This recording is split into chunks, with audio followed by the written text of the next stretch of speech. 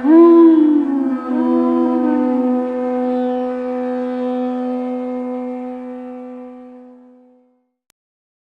thought we'd do something a little different today. I hope you don't mind. Instead of the regular Gita class, I thought I would tell some Prabhupada stories. Because usually people are satisfied with that. And we're sitting here in Prabhupada's house. My friend, hello there. Hello. Do you plan on joining us, or are you going to stay in the virtual world? Yeah, shut it off. Shut it off. It won't kill you. You can turn it back on. It'll still work. Don't worry. Namo Om Vishnupadaya Krishna Prastaya Bhutale Srimati Bhakti Vedanta Swamini Namane Namaste Saraswati Deve Gauravani Pacharani Nirvasesha Sunyavari Paskacha Desatarani Shri Krishna Chaitanya Prabhu Nityananda Shadwaita Gadada Shivasati Gaur Bhakta Brinda Hare Krishna Krishna Krishna Hare Hare Hare Ram Ram Ram Hare Hare. So Tamal Krishna Maharaj told me this story. Happened here in Vrindavan. In the old days, before the temple was built, and the guest house and facilities and all that, the devotees used to stay at Fogal Ashram, which was down the road. Anybody ever stay in Fogal Ashram? It was a scene, wasn't it? It was, it was pretty rustic, we could say. That was based on local color. So,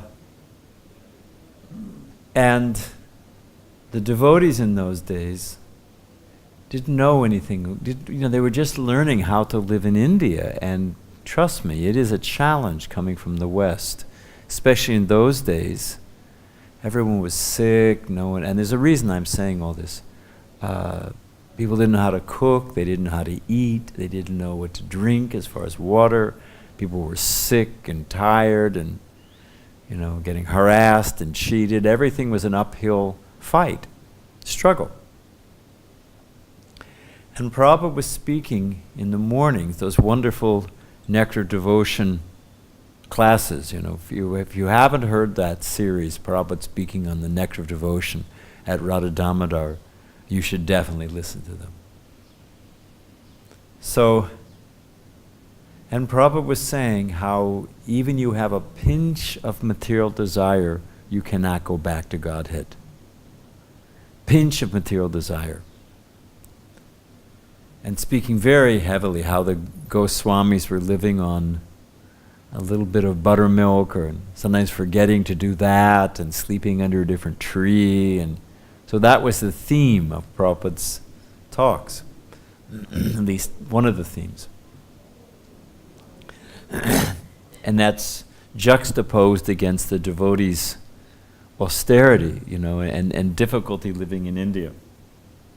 So Tamal Krishna Maharaj said that one day they were walking back to Fogal Ashram, coming from Radha Damodar, and as you do that, you come through the Loy Bazaar. And it was in the morning, and the shopkeepers, sweet makers, and everybody were just getting set up. They were all young men, young ladies at the time, at the apex of the sensual strength, and new in devotional service, relatively speaking.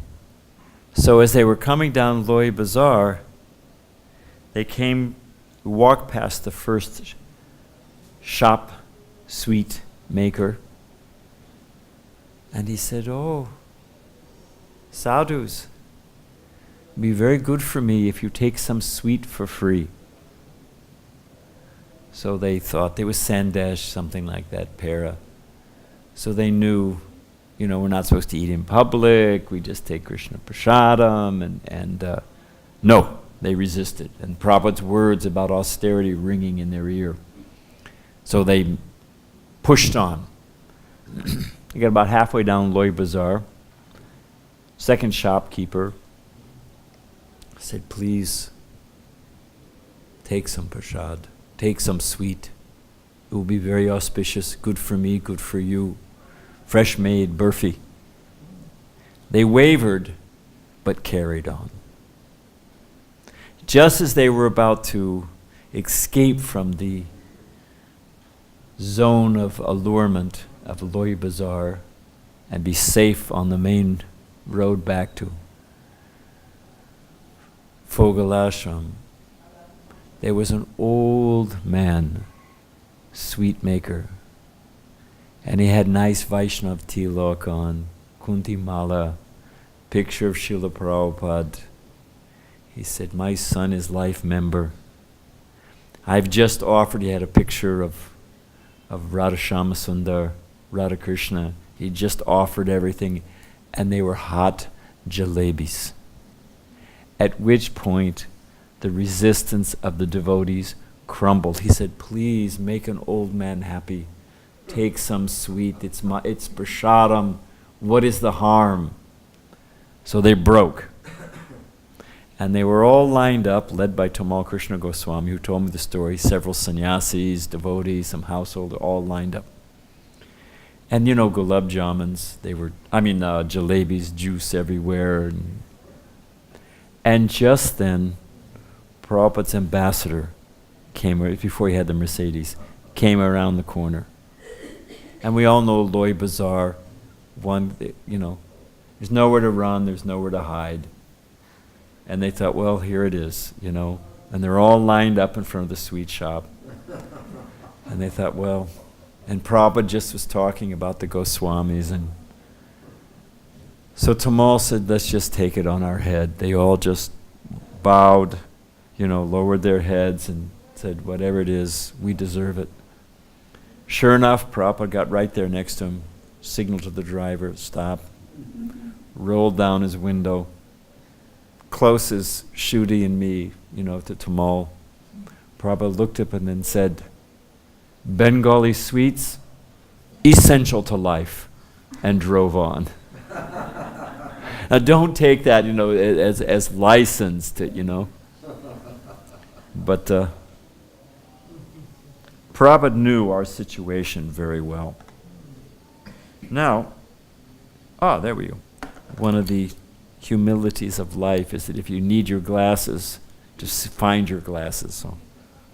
So right here, I was a young householder with some young temple president. We had come early for, I forget what it was, some festival or event or something. And the temple was not finished. And Prabhupada's house wasn't really finished, but he wanted to move in. Prabhupada would do that sometimes to force us to finish the thing. So Prabhupada's car came down here, nice kirtan, greeted Srila Prabhupada. He sat down, chanted Jai Radha Madhava. He was going to give it, there's probably maybe 20 devotees at the time, in that room. And I used to like to watch Prabhupada say the Jai Om prayers when I was bowing down, just the way his cadence and carriage and everything was sublime. So I was watching.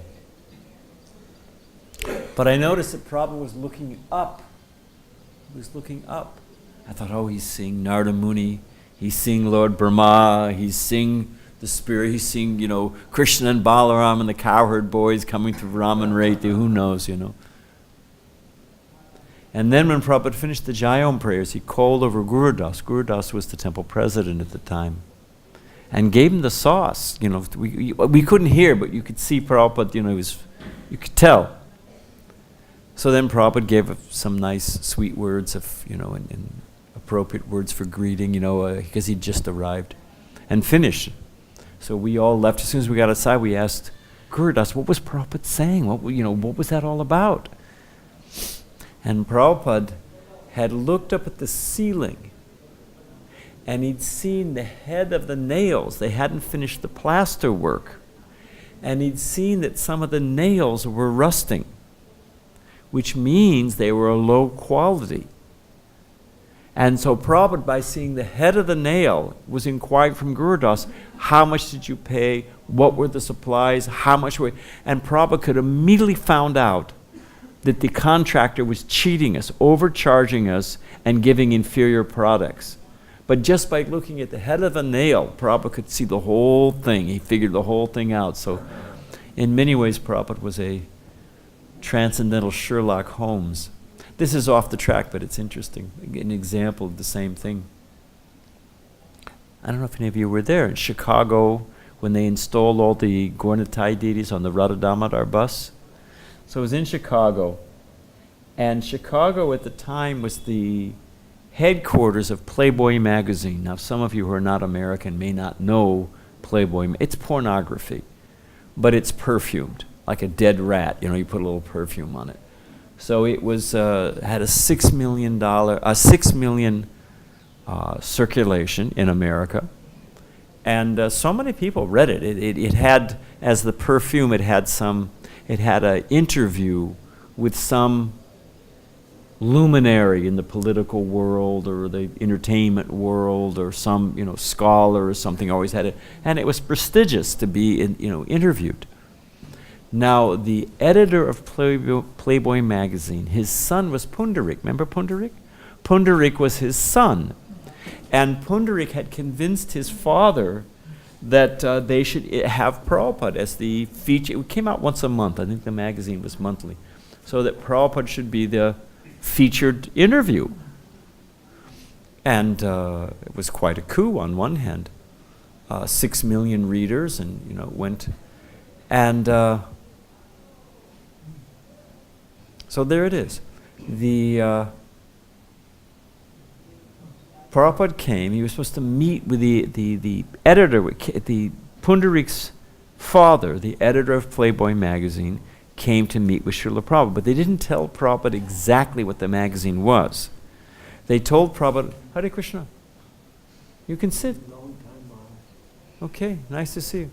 Had a population, they said Prabhupada has a circulation of 6 million people, and President Johnson, President Nixon, Richard Burton, whatever, all these, Hollywood, this or that, or they've all been interviewed. President of Harvard, and now they're interviewing you. It was the, year of the guru, so many gurus. So it was, culturally hippies, all that. It was, Prabhupada was it was understandable that they wanted to interview him. But it also came from the son. So there it is. So the man is sitting here, the editor of Playboy magazine, and Srila Prabhupada. And so after the niceties, Prabhupada asked him, so what kind of magazine is this? And the man said, it is a entertainment magazine, hoping to just leave it there. Prabhupada said, what kind of entertainment? They said, entertainment for men. But the man's voice was a little hesitant, and Prabhupada immediately picked up on it. I'm not a mind reader, obviously, but Prabhupada said, what kind of men's magazine? They said, photographs. Prabhupada was on the trail at that point. Prabhupada said, what kind of photographs? By this point, the temple president is starting to sweat. Sri Govinda was the president. He was starting to sweat. Prabhupada said, so then the man said, photographs of women. He was trying to, just hoping it would stop. Prabhupada said, what kind of photographs of women? And the man said, photographs of women undressed. And Prabhupada was shocked. Prabhupada said, we cannot be in such a magazine. And Prabhupada looked like, what is this? And then Prabhupada said to the man, Prabhupada said, you seem like a gentleman. You seem to be educated. Why would you produce such a magazine? It is simply a pilgrimage for crows. And the way, and any of you who'd been in a room with Prabhupada, Prabhupada had a way of affecting people. They could sense that this person actually cares about me. And Prabhupada could just, whatever their position, even they're a newspaper reporter or a big college professor, Prabhupada just went beyond all of that. And he would go right to the soul and who you are and why are you wasting your time in this material world? You've forgotten your real source of love, Krishna. So Prabhupada just got the guy. And when Prabhupada said, you seem like a gentleman, and why this nasty magazine? Why are you working for? You seem to be educated. And the guy graduated from Harvard with a, master's in fine arts or whatever, And the guy broke right open. The guy said, oh, I know, I'm looking for another job. He just opened up, and confessed and apologized. And actually, the end of the story is that he actually wound up quitting for working as the editor of Play. He got a job. He became the editor of the New York Times Sunday magazine or something. But so Prabhupada actually saved the guy. But Prabhupada didn't miss a thing. Many examples of that. Prabhupada would get on the trail of it.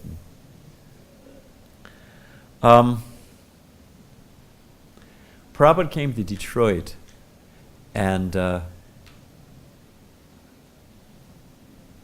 preaching in the West, you really got the variety pack. You got them all. So Prabhupada was sitting down, and they were just setting up the microphone and getting Prabhupada's glasses out and setting up the Bhagavatam and everything. And Prabhupada looked out. It was the old temple, and the temple room was upstairs in the attic, remodeled attic. And Prabhupada looked out at the audience, and there were Indian families, college students, hippies, inner city, street kids, blacks. There was the whole spectrum of humankind. Prabhupada looked out. The mic was on, but Prabhupada, I don't know whether he knew it or not, and Prabhupada chuckled and he said to himself, Krishna's lotus feet, they're big enough for everyone. And that was Prabhupada's mood, that Krishna's lotus feet, everyone, whatever their history or, we're all part and parcel of Krishna, Krishna's eternal servants, and Prabhupada saw like that. Later on, now Prabhupada came, because they were getting the Detroit building, and they wanted Prabhupada to look at it and see if that Fisher Mansion, whether they should get it or not. And that's a whole story. So Prabhupada came early, and there's a reason I mentioned that. He was supposed to come in a week or 10 days, but because there was the chance to get this beautiful building, and they wanted Prabhupada to look at it, first he changed his plans and he came in 3 days. So all the temple president, the temple president, the devotees, they thought they had 10 days to finish. All of a sudden everything was telescoped into 3 days, And so practically nobody had slept. Everyone was cleaning and painting and washing, and when Prabhupada was coming, anyone knew the energy that was there in the temple. So, and I say that in defense of the devotees. There were some Radha Damodar bus parties, devotees from anywhere east of the Mississippi had come. And practically nobody had, they may have taken a nap here or there, but no one had really slept. So when Prabhupada sat down the first morning to give class, it was practically the first time the devotees had been stationary in days. And everybody fell asleep. Sannyasis, there were about 6 sannyasis, Adikesh, Tamalkar Maharaj, Vishnu Jan Maharaj, Sudam, so many sannyasis were there. Kirtananda, their dandas were against the wall. Everyone was asleep. It was like everybody was asleep. I would have been asleep, but I was cooking in the kitchen. Anyway, so I was ambulatory. I was moving, so I came up the stairs and I was peeking around the temple room, just I had a few seconds. Something was in the oven. Something was, I had a few minutes, so I just came up just to see Prabhupada sitting on the Vyasasan. And Prabhupada was the Chaitanya Charitamrita had just come out, so instead of Bhagavatam class in the morning, Prabhupada was reading from the CC. And he was making the point of causeless mercy, how Lord Chaitanya is the most merciful avatar. He's giving the highest thing at the cheapest price, best and cheapest, which was a slogan in India for advertisement. So it was the, pure Krishna prema without any qualification. And practically speaking, you just had to have a little bit of faith and a tongue to vibrate. So Prabhupada was describing causeless mercy. And he was saying causeless mercy is just like if you're walking down the road and someone passes you and just starts giving you millions of dollars. Or you're walking down the road and you find a bag of jewels just sitting on the road, just no one around, it's just sitting there. So these were the examples Prabhupada was giving of causeless mercy. Now remember, everybody's asleep. And Prabhupada said, in the same way, this movement is going on by the mercy of Krishna alone. And then he looked out over his glasses at everyone sound asleep, and in a resigned, loving, grandfatherly voice said, that is a fact. Because everyone was asleep, That's the same thing later on in the day in his room. Prabhupada said that Yudhishthira Maharaj went from being hunted like an animal. That was Prabhupada's exact words. He said the Pandavas were being hunted like animals in the forest. They were in incognito, and if they were discovered, they had to go back into banishment. And they were moving from ashram to ashram and king's palace, hiding and being hounded. So Prabhupada said they were being hunted in the forest like animals.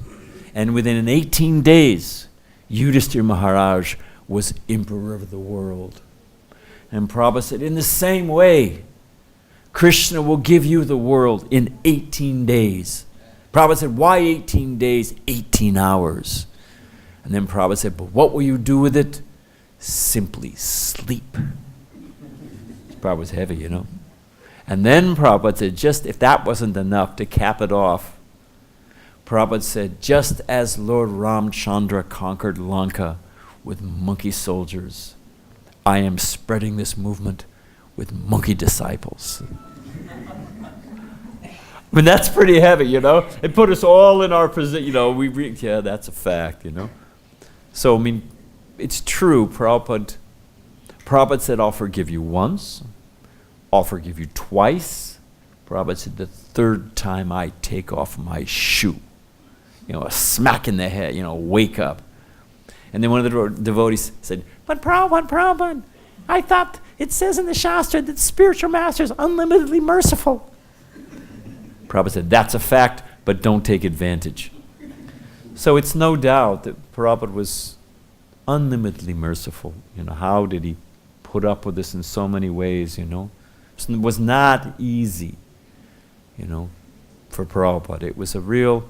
Prabhupada said, I was sitting there, Prabhupada said that when he was living in the Bowery, the drunks would be passed out on the steps, reverse done, they were passed out. And Prabhupada had to walk up the steps to his little, I don't even think it had, I think Prabhupada was, I don't even know if it had a bathroom. Maybe he was bathing still at the YMCA. I don't know what was going on, or whatever. But Prabhupada said they were respectful. Like they were passed out on the steps. When Prabhupada would come, they would say, here comes Swami, and roll out of the way. And Prabhupada could go up the steps. Prabhupada said, in this way, they were offering their respects, like reverse dandavats or something. They were rolling out of the way. So Prabhupada was unlimitedly merciful, but he was also strict. In New Vrindavan, I was sitting there, a devotee, a Dwaita, I don't know if you know a Dwaita who was in charge of the press in Boston for some time. So, many of us had joined, we were 18, 19, 17, 21, we were young. And, seemed easy enough, we could follow the principles. But, after, you got married and it was not so easy. So Advaita, speaking on behalf of many householders, was making the case to Prabhupada. Prabhupada's Vyasa was set up outside. He was sitting on it. It was very nice. And the sun was about to set. And Advaita said, Prabhupada, we were young. We took these vows. Now it's been a long time, 1, 2, 3 years, a long time. And he said, it's not so easy. And he was starting to make the case for, how Prabhupada cut him right off. Prabhupada slammed his hand down on his desk, just like that, and said, then why did you promise? Prabhupada said, only an animal cannot keep its promise. About taking vows, our initiation vows. I mean, that was the end of that conversation. Nobody went any further on that one. So Prabhupada was unlimitedly merciful, but sometimes that mercy is to be strict as well, I was on a morning walk with Prabhupada in Chicago, Lakeshore Park. And Prabhupada swung his cane and pointed at a plant and said, what is this? I know a little bit about gardening. I said, oh, Prabhupada, that's a hibiscus. It makes a flower. No fragrance, but it makes a flower. Prabhupada said, a flower without fragrance is like a beautiful man with no good qualities. Then Prabhupada walked a little further, swung his cane. What is this? I said, Prabhupada, that's a holly. It makes a little red berry they use at holidays for decoration, and birds eat it. Prabhupada walked a little further, pointed at another plant. What is this? I said, oh, Prabhupada, that's useless. Prabhupada stopped, said, no, you're useless. Which was true on every level, But Prabhupada made the point. He said, the plant has a use. Prabhupada said, Krishna doesn't waste. Prabhupada went on to explain, even though Krishna accomplishes so, like when he was Ranchor, he left the battlefield, but it accomplished so many things. So Krishna accomplishes so many things beyond our level of understanding, comprehension. The living entity is very sinful, so to stop the sinful activity, stand, like you tell a child, they just sit. So you take the living entity, you put them in a plant body, they have to sit, they learn tolerance, they want to run naked, fine, stand as a tree for 5,000 years, or whatever. So, but even though they're in that, it accomplishes that purpose of controlling sinful living entities and working off their karma, it also produces shade, fruit, medicine, Krishna has a whole, it serves a purpose, many, many purposes. So Prabhupada said everything has a purpose. Krishna doesn't waste. Every plant, Prabhupada said either it's a fruit, or it's a flower, or it's medicinal, or it's fuel. It has a use. Prabhupada said just you don't know it. So the plant's not useless. You're useless because you don't know the use of the plant, which was true. So Prabhupada could be, and rightly so. It's like Arjuna, like Krishna. The first thing that happens when Arjuna surrenders, now let's put away friendly talks, I'm a soul surrendered unto you. First thing that happens was Krishna calls him a fool right off the bat, puts him in his position. So we should not be concerned or chastisement. If someone doesn't love you, then they don't care about it. Do whatever you're damn. I won't mention the devotee's name. There was a devotee here in India. What was Narayan? If you know Narayan, then you can appreciate. So he asked Prabhupada, can we eat mushrooms? Prabhupada said, it is not so nice. Can we offer mushroom? Prabhupada said, it is not so nice. So the conversation went on, then he worked it back. He said, but if we, mushrooms, they have this benefit, that benefit, diet-wise. Prabhupada said, it is not so nice. So then he came back again and said, but Prabhupada, if we saute it in butter and cook it in pushpan rice, it'd be a vegetable. Prabhupada said, eat any damn thing you like. So, Prabhupada said I could do it. So Narayan, he told me the story. Went home and cooked this, sauteed some mushrooms and pushpan rice, cooked it up, ate it. He said he got so sick, he threw up, he was passing, he just lost all, at both ends of the digestive system, blew out, got horrible. He said he never ate a mushroom again in his life, All right, remember Durlab, who I can never repay, He's a nice devotee. He'd been initiated maybe a year, 2 years. Shruti and I were bhaktas together. So he was in Laguna Beach. He was a nice man. Anyway, so many stories I could say. A nice man. So he wanted to save money. So he started cooking things in peanut oil. After a while, we began to protest that, what is this peanut oil? So nonviolent non-cooperation. So Durlab, we said, you have to. Prabhupada was living in L.A. at the time, and devotees were going up to all the time. Prabhupada would give Sunday feast lecture, and then he would speak. I think Monday night, Monday morning, or whatever. And then drive up. Yeah, but so we would, the drive. It was going back and forth all the time. So we said, if you ask Prabhupada, if Prabhupada says peanut oil's okay, we'll eat it. But you have to ask Prabhupada. So same kind of thing. He asked Prabhupada, Prabhupada, can we use peanut oil? Prabhupada says, not so first class.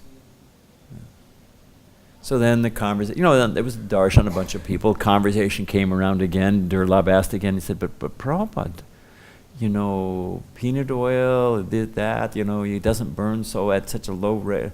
Prabhupada said, it's not so nice. Third time he said, but Prabhupada, if we use peanut oil, we'll save money, we can send more money to the BBT. Prabhupada said, eat anything you like. So Durlab thought, great, there it is. Prabhupada said yes. And then as Durlab was about to leave, Prabhupada said, but I know one man who ate too many pakoras cooked in peanut oil. Devotee said, what happened? Prabhupada said, he died the next day. No more, that was it. Peanut oil was out, So Prabhupada, he had many ways of dealing with situations, Devotee asked Prabhupada, we're off the track, but it's okay. Devotee asked Prabhupada, I forget the devotee's name. But he'd been in London at, we didn't have the manor yet.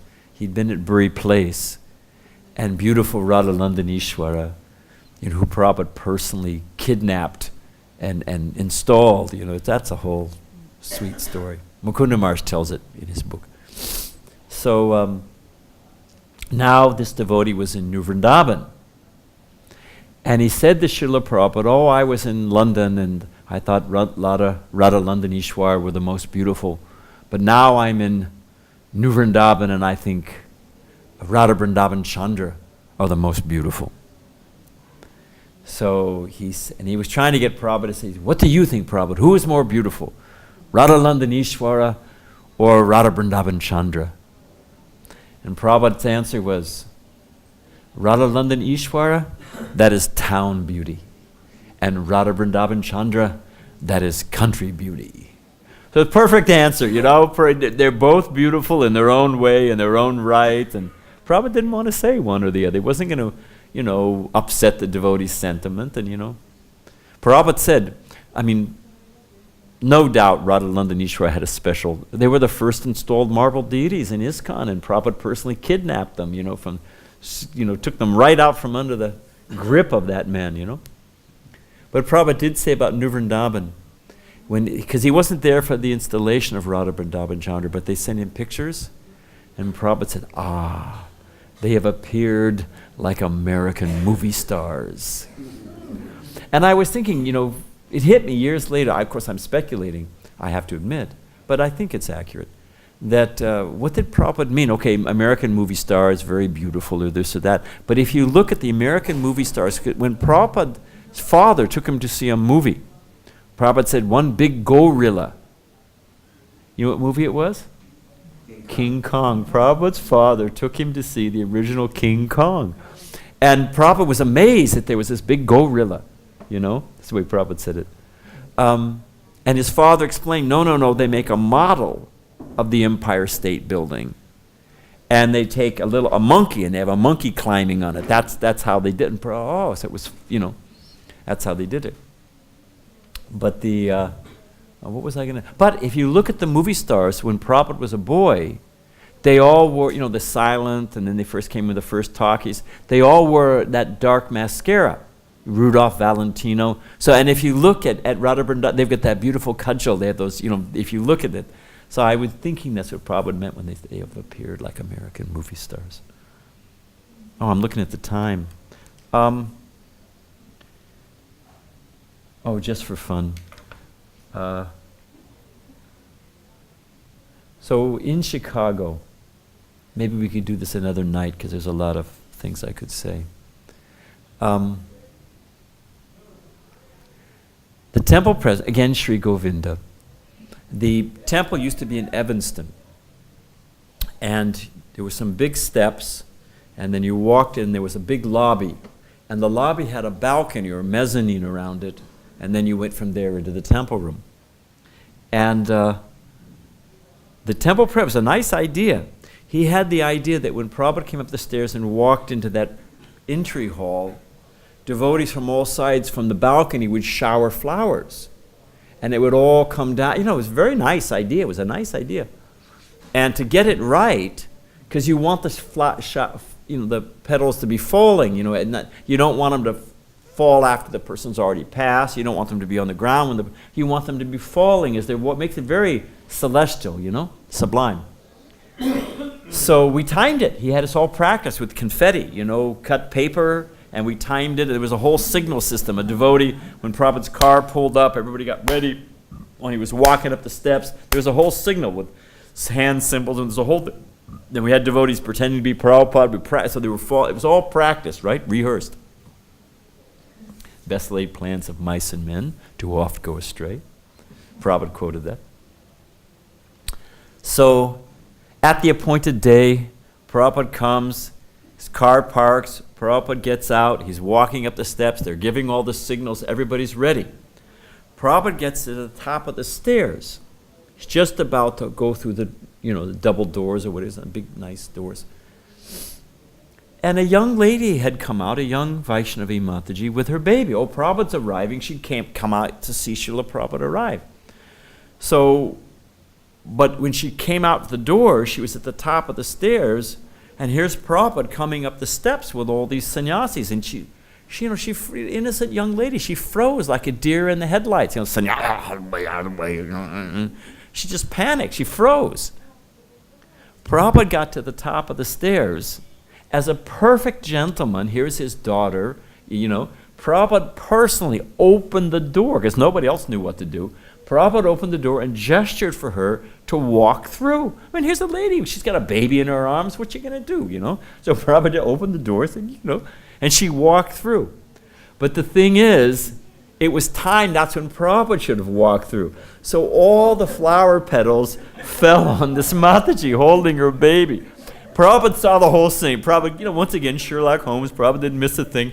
Prabhupada you saw me just busted up. Prabhupada was laughing because the temple president, smoke's coming out of his ears. Here's $500 worth of fragrant flowers, falling on this Mataji. And Prabhupada just cracked up. Prabhupada was just laughing. Just see, When Prabhupada came to Detroit, we had heard what Prabhupada, he was an act of mercy. Here was a completely refined, saintly Vaikuntha man. And here in the West where we didn't even know anything, I never even saw a mango till I joined the Hare Krishna movement. And Prabhupada just pushed on. So what was I going? So when Prabhupada came to Detroit, we had heard that in Los Angeles they'd bathed Prabhupada's feet. We didn't know anything. We thought, fantastic. That really sounds sublime. Bathe Prabhupada's feet. So, go over down the temple president, had talked to whoever was the president at the time and got the basics on how to do it. So, but didn't quite get all the details, as you'll see.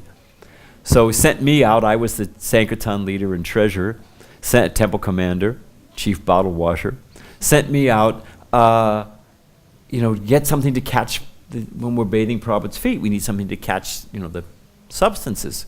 So I went to Kmart, the precursor to Walmart, and I got one of those kiddie swimming pools. I don't know if you ever see them in America. I remember to this day, but it was sky blue with pink ducks around it, So we thought, that'll, we weren't very refined. So, but did do the job. So got all the ingredients, got a conch shell. When Prabhupada came, and Prabhupada's sitting on his Vyasasan, Govardhan Prabhu comes out, we put out the swimming pool, Govardhan comes out, sets up a table, puts the conch in it. Prabhupada can see, they're going to bathe my feet. Prabhupada puts his feet out, over off the Vyasasana like this. Govardhan gets ready to pour the milk from the conch. Prabhupada says, socks off. Socks off. We were going to bathe Prabhupada's feet with his socks on, Oh, note for the future. Get that. Well, that makes sense. Take the socks off, Okay. The next thing, we poured the milk. The milk was ice cold right out of the fridge. Oh, Prabhupada pulled his feet back. What is... Oh, heat the milk, note for the future. So, Prabhupada had a duty to train us. And but he put up with so much stuff. Let's see what else I was going to...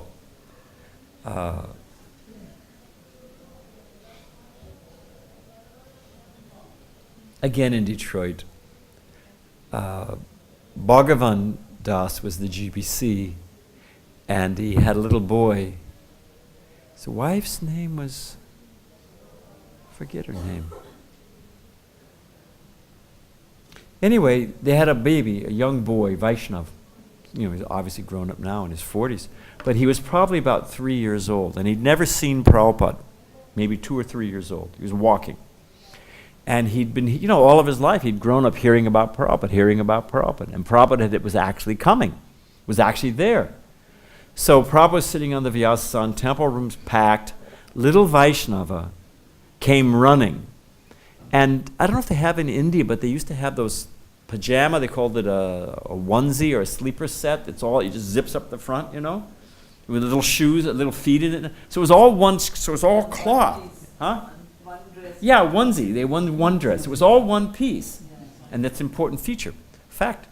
So when he came running, he tripped as he came in. That didn't hurt himself, but he tripped and he landed on the floor. But because he had momentum and he had the onesie on and a marble floor, zip, he slid right across the floor. He came all the way and stopped with his hands out right in front of Prabhupada's Vyasasana. And Prabhupada looked down at this little boy. Everyone thought, what is he? Prabhupada thought it was great. Prabhupada looked down and Prabhupada said, dandavats. Because he was offering. Prabhupada said, utsaha. Rupa Goswami, Prabhupada said, the essential, the beginning principle, you must have enthusiasm to advance in spiritual life. So Prabhupada just, riffed off it, went right on, I wasn't there for this next one. How did I hear it? Anyway, Prabhupada was in Calcutta, and there was maybe Tamal told me, or Gargamuni, Tamal Krishna, so there was a life member whose name was Tarun Kanti Ghosh, and he owned a bunch of newspapers in India, local language newspapers. That Amrit Bazaar was one of them, different language. He was a life member, and he had some connection with Srila Bhakti-Vinod Thakur, so he came in a Vaishnava family or lineage. And he'd been to see some yogi, and he was very impressed because this yogi had manifest an apple. He was very impressed. So he met with Srila Prabhupada, and he was telling about this yogi who made an apple. And let's give the yogi credit. Let's just, because some of these guys are sleight of hand and just like a cheap magician. But let's suppose this yogi actually did it, made an apple. And Tarun Kanti Ghosh kept going on. There was no apple, and he made an apple, and he said a mantra, and an apple came, and there was nothing, and apple, apple, apple. And Prabhupada was explaining that, the best of yogis is one who knows the science of Krishna, one who's surrendered to Krishna. He's the perfect yogi. Best of yogi, perfection of yoga. It just bounced right off him. And although Prabhupada was humility personified, sometimes in his role as a teacher, Prabhupada had to assert himself. So Prabhupada said to the man, because this yogi made an apple and how he was so impressed. Prabhupada said, I came to this country with nothing. As we know, Prabhupada had 40 rupees. And you couldn't even convert, they wouldn't even look at a rupee in an American bank. You couldn't convert a rupee. So really he had nothing, but he had that sack full of coins, and he had whatever he got from selling his books. I think he had $20 from selling a set of books or whatever it was to the ship captain, So Prabhupada had, but practically nothing. Prabhupada said a few moments spending money in New York City. Prabhupada sat down and chanted. One of the first representatives of the American political system to greet Srila Prabhupada was one of New York's finest, one of the local police, who said, hey, buddy, get off the grass. So Prabhupada's sitting on the hot concrete with his little pair of cartels. And Prabhupada said, so I came to America with nothing. Because remember, the guy's point was mystic power and how this guy made an apple. Prabhupada said, I came to America with nothing. I simply had faith in the holy name and in the words of my spiritual master, Sri Chaitanya Mahaprabhu. I began chanting. And from this chanting, so many disciples came. And from the disciples, so many books, so many festivals. Prabhupada said, so many deities, so many temples. And then Prabhupada said, and in every temple there are so many apples. Apple pakora, apple halava, apple, We're flooding the world, So this guy makes one apple, and that's impressive. But what about someone who went to the West where there was nothing and made devotees and temples and rathayatras? What about that mystic power? Shouldn't you think about that? So that Prabhupada was the master of mystics by the great, Prabhupada says, what is it in the Boston Harbor? I'm a puppet, make me dance as you like. So maybe we'll say a few more things. Because we've got till 6. Oh, a man said to Prabhupada. I was there this time. This was in Detroit. Indian gentleman said to Prabhupada, oh, Swamiji, can you read my palm? Because they read their palm and tea leaves and this and that and get some bakshish or daksha, whatever it is, They give their ashtavad like an ATM machine, You can remind me to tell the story, Prabhupada's story about ashtavad. Maybe that's how we'll end. So, man said, oh, Swamiji, can you? And Prabhupada explained, we don't do that. Prabhupada said that, Prabhupada talked about astrology. I'm sure I'll offend somebody. Astrology has its place.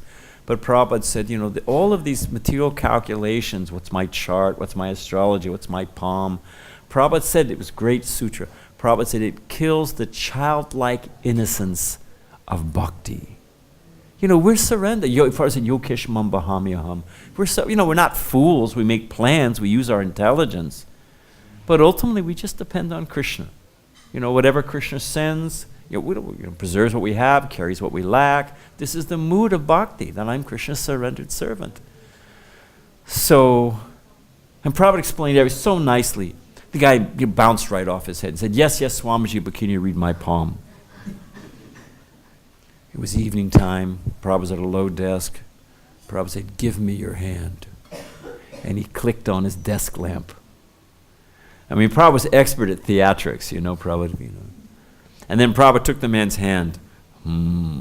He's pushing to see the studying very carefully. We thought, hey, Prabhupada's reading palm. I'm going to queue up. Prabhupada's reading palms, Then Prabhupada went, all bad. Birth, death, disease, old age. And Prabhupada was so heavy, I thought the guy was going to have a heart attack. He was like, oh! You could hear a pin drop. He was like, the guy's having heart palpitations. And then Prabhupada busted out with one of his blissful Vaikuntha smiles and said, but you clap your hands at kirtan, all the lines go away. And the guy got the point that, devotional service, gets to the root of the thing, Just surrender and serve Krishna and all the lines go away, everything's solved, everything's resolved. So one last story on one end. Yeah, Ashtavad. So Satsuru Maharaj told me this, that Prabhupada was riding on a train in India. And when Prabhupada, Harikesh told me, he was right here. And Ramaswar also confirmed it. You hear this, my books will stand as the law books like Manu Samhita for the next 10,000 years. So what is the source of that? I know of 2 sources, Ramaswar and Harikesh, independently told similar stories. So Harikesh told me, Prabhu, that he was out, it was early in the morning, and not quite often, but sometimes when Prabhupada was up early in the morning, he would call you in and say some far out, intimate something, about his life, whatever it was, something. So, 2 o'clock in the morning, Prabhupada's up translating. Harikesh woke up, and he thought maybe Prabhupada will invite me in. So he was ostensibly cleaning up here, but he was moving the furniture. No, there used to be a little desk. I don't know if it's still there, and it was a jar of para and whatever, and it was like reception. They didn't just walk it. So he was cleaning that area and making some noise so Prabhupada would know he was awake. And sure enough, Prabhupada called him in. Rang his bell, called him in. And Prabhupada said, he said, why are you making so much noise? He said, you have to understand that I need to concentrate. I have to choose every word carefully, because these books will stand as the law books for humankind for the next 10,000 years. So Prabhupada, it was a deep meditation, not channeling in some mystic way, but, hearing from the previous acharyas instead. Prabhupada like all the rivers flow out as streams into rivers, into the, Ganga, into the Jamuna, into the ocean.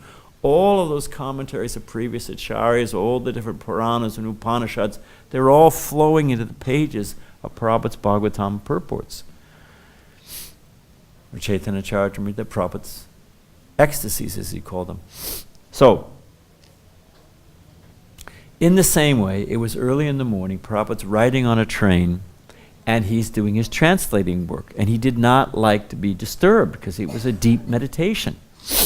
There were some Indian gentlemen, Bengali, Chatterjee, Mukherjee, Banerjee, they were in the other, and they saw Prabhupada. So they wanted to get blessings. Oh, Swami, give me blessings. So they tried, they wanted to get into Prabhupada's compartment. And you've got Hari Sari, you've got Harikesh, I don't know who else was there, but they were like running defense. It was like a rugby scrimmage. They were trying to get in, and they were trying to keep them from disturbing Prabhupada. But a moment's inattention, they got in and got around. And there they were. And Prabhupada, as a kind-hearted, saintly, what to speak of gentleman, but Prabhupada said, yes. So the head of the group said, oh, Swamiji, we want some blessings. Can you give us some blessings? And usually you just say, Shanti, Shanti, Shanti, and take some dakshin, and mission accomplished, like you're an ATM machine or something, Put in the card, get the money, and, there's no divyagyan, there's no substance in the exchange. Maybe they offload a little karma on you, So, Prabhupada was not such a superficial sadhu. Prabhupada said, ask the man, and what are those blessings? The man had never been asked. Prabhupada said, and so the man said, I have this arthritis in my knee. Prabhupada made it look like obviously wrong. I mean, you can ask for pure Krishna prem or, whatever it may be, but then you're asking for your knee. So the man, was perceptive. He could understand, okay, that's the wrong thing. And he could understand he was a little selfish, so he expanded. He said, and my family, may my sons and daughters will all be happy. Again, Prabhupada, wrong. Like Prabhupada said, love expands, concentric circles radiating out. So then the man said, and peace on earth, goodwill to humankind, expanded to a bigger circle. Again, Prabhupada, wrong. Prabhupada said, do you want my blessings? And then he pointed to Satsarupa Swami, little, skinny, austere Satsarupa Swami. He said, you want my blessings? Take this saffron cloth. They said, oh no, Swami, oh no. They left immediately. So it was, on one hand, it was Prabhupada's transcendental ruse. They left him alone. Prabhupada got rid of them. But he also made a point that real blessing is one becomes detached from this material world and attached to Krishna. So Prabhupada was expert on so many levels. And we can end here because it's 6:05. And maybe we'll do this another day, if you like, because... Yeah, that's nice of you to say, but let me ask you a question. Having spoken in so many places over the years, anyone who speaks, let me give you a tip. What's better? How you have to consider the mentality of the audience and what they walk away with. Is it better they say, "Oh, it was nice, but the speaker went on a little bit long," or, "Oh, that was really nice. I wish he'd spoken longer." Which is better? All glories to Srila Prabhupada. Hare Krishna. Oh. Confirmed. Confirmed. Thank you, Prabhupada. Hare Krishna.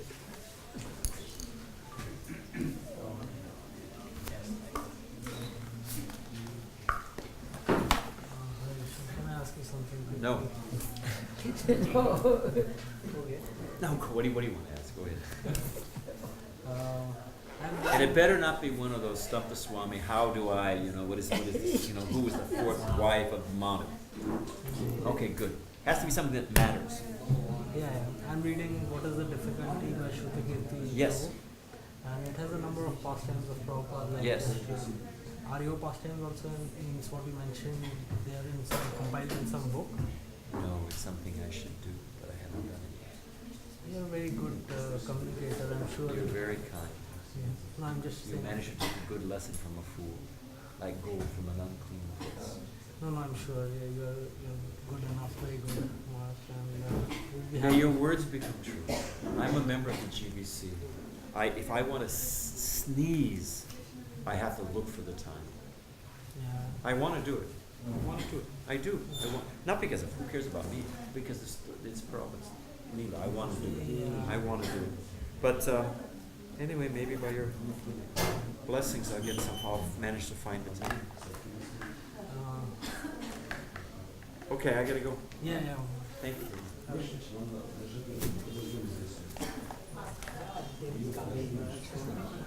Huh?